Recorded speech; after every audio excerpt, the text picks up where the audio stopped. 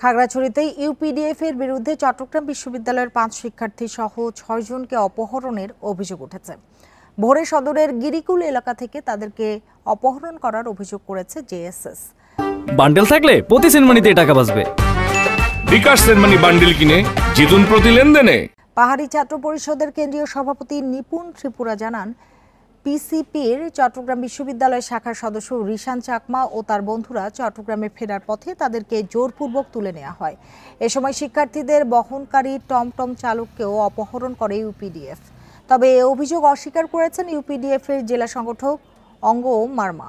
অপহৃতদের উদ্ধারের চেষ্টা করার কথা জানিয়েছে পুলিশ।